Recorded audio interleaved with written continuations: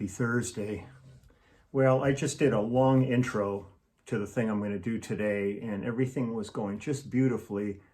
And then I started playing the song, and man, it was just enough out of tune where I thought my teeth were going to fall out and my glasses were going to crack.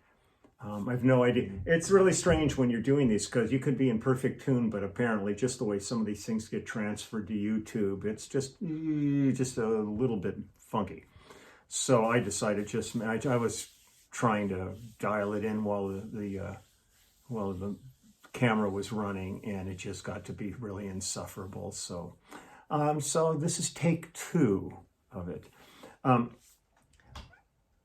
Had a great day yesterday. I went over, like I had mentioned, I was going over to John Gilliton's house, my friend who's just amazing, wonderful keyboard player, arranger, composer.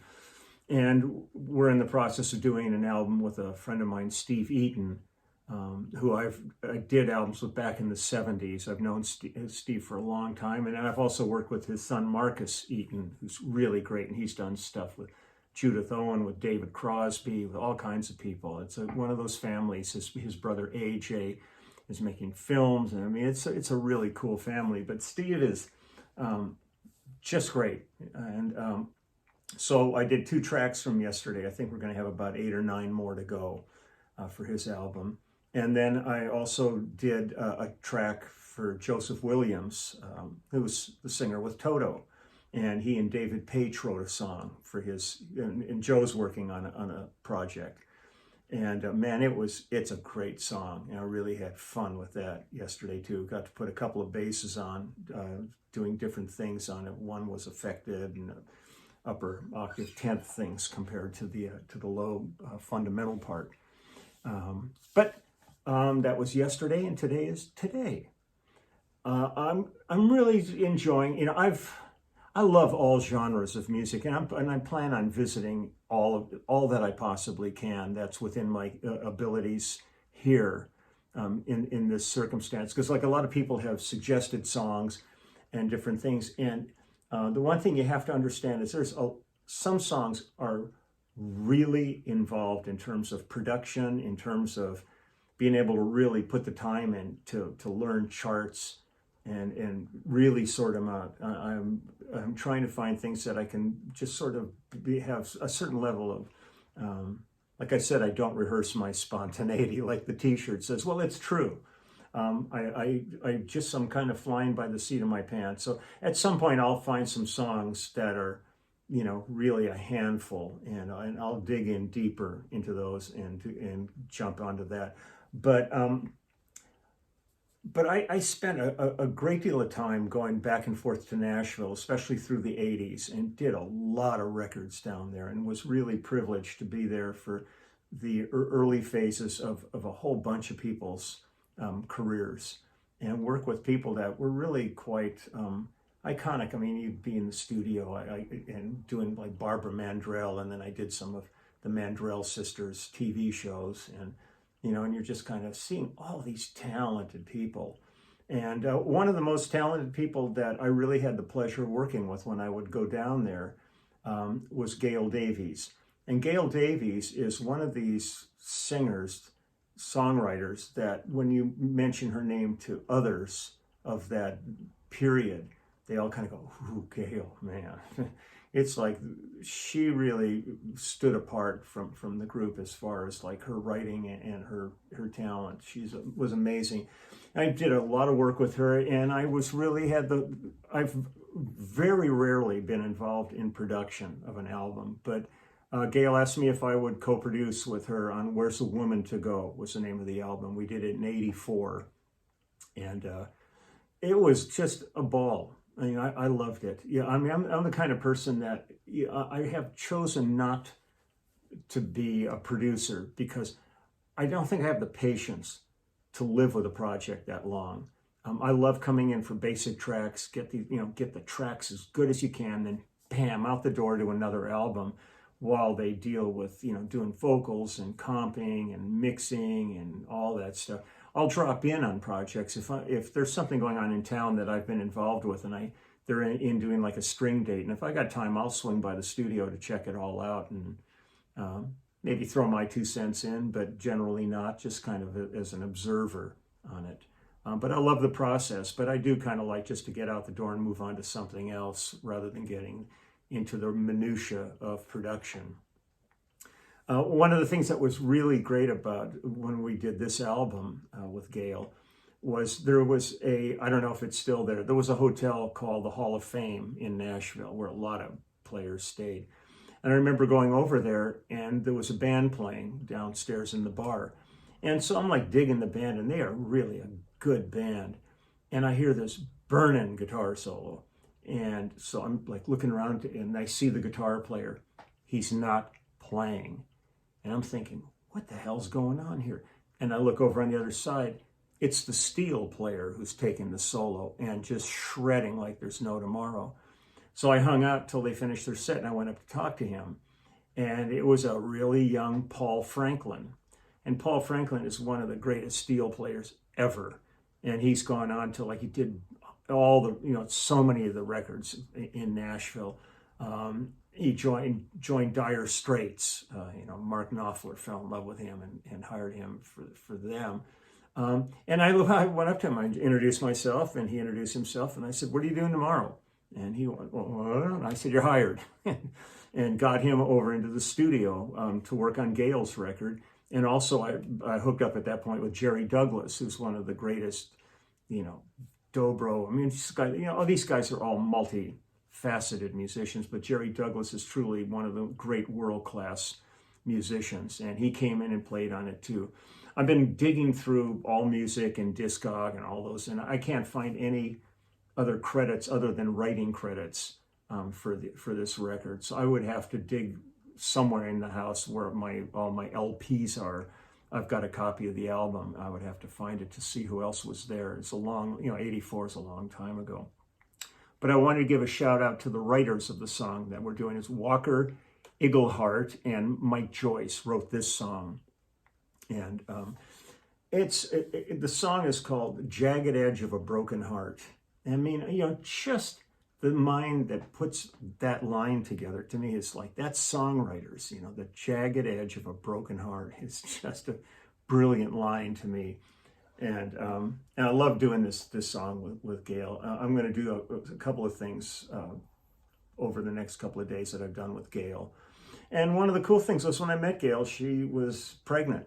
And when she had her son, it was Gail, and she had a child with Gary Scruggs. Now, Gary Scruggs' father is the great Earl Scruggs. And so when she had her baby, it was Christopher Scruggs. And Chris has gone on to be an amazing musician. I mean, he can play practically any instrument. He's gone through all kinds of different things, punk bands and country bands, and he was in Marty Stewart's band, but he's really taken on that really kind of almost a great 50s rockabilly persona, kind of like he could be, easily slip right into Brian Setzer's scene. And I've followed him ever since his musical career started, and he's really a gifted musician, and really the apple didn't fall far from the tree when it comes to him having come from Gail and Gary. And so I'm going to go ahead and do this, and hopefully it's somewhat in tune. It was really frustrating to, have a long talk, and then suddenly you're going, it's like, oh man, this completely sucks. And I was kind of singing, I was kind of doing a little dance here, trying to tune, and I just finally looked at the numbers going by on the camera. I went, man, I'm like wasting a ton of time, but I'm wasting a ton of time right now. So I'm just going to go ahead and play The Jagged Edge of a Broken Heart from Where's a Woman to Go, Gail Davies.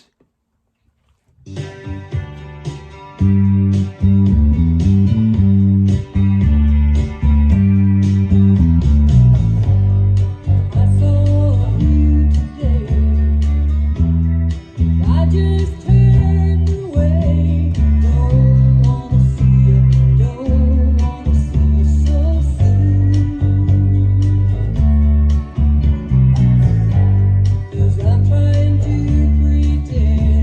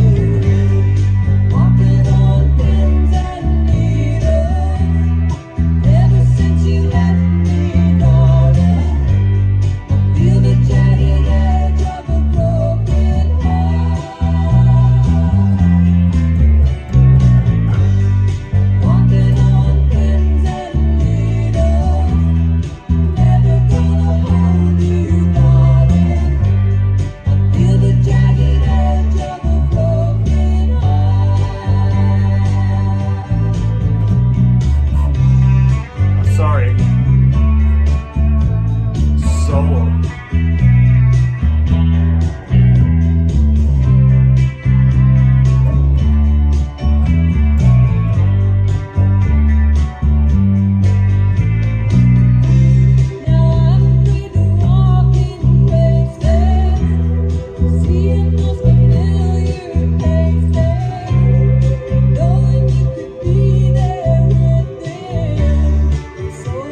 Wait a minute. I just totally screwed this up.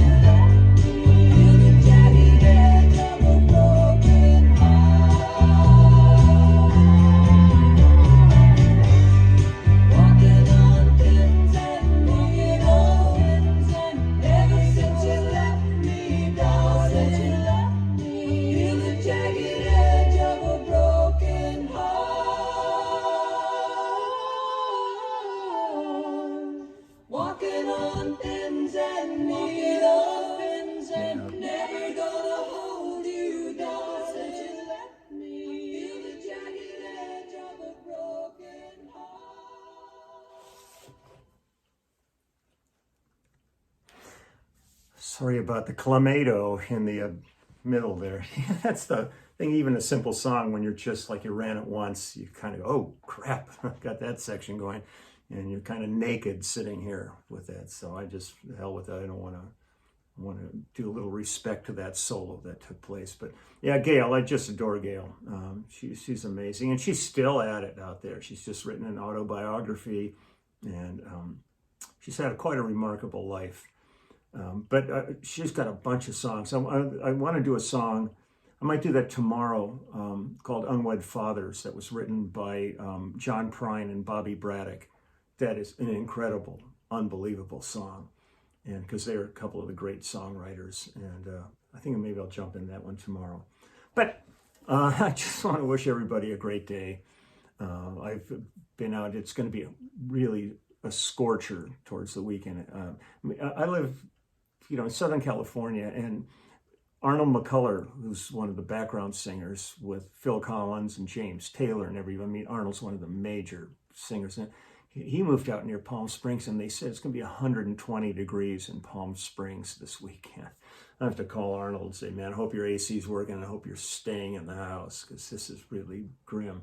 It's going to be really hot here. It might be close to around 100 here where I live. So I've been out trying to get yard work and stuff done early in the morning before it really starts to get sucking out there. So wherever you are, have a great day. And my thoughts are with you and with everybody involved in trying to save the world that we're going through right now. I'm on the phone every day with people about this, what different people are going through, suffering with, and trying to deal with their kids, all the confusion about schools and everything now. It's pretty insane. And but it was really kind of nice just to get together with a friend. We were very careful in his studio. We were masked. We weren't like sitting right next to each other. And I'm looking forward to going back to John's again and seeing him. Some other work calls just came in, but they all require flying, and I'm just saying no. I'm not getting on a plane for a while now. I mean, everything I've done has always been based on flying, and practically, and I just don't. It's not worth it. I'm not going to take a chance at this point. So just take good care of yourself. My heart's with everybody. I was watching the John Lewis funeral today, the memorial. Man, it is so moving. I mean, this was one absolutely unbelievably remarkable human being, and to see everybody, there just giving praise to a guy who was so deserving of it was really, really pretty amazing. And all I can say is it was a hard life, very well lived, and a legacy that it will last forever with him. So it's quite a man. Man, he's got my heart. So take good care. I will see you tomorrow. Okay, bye-bye.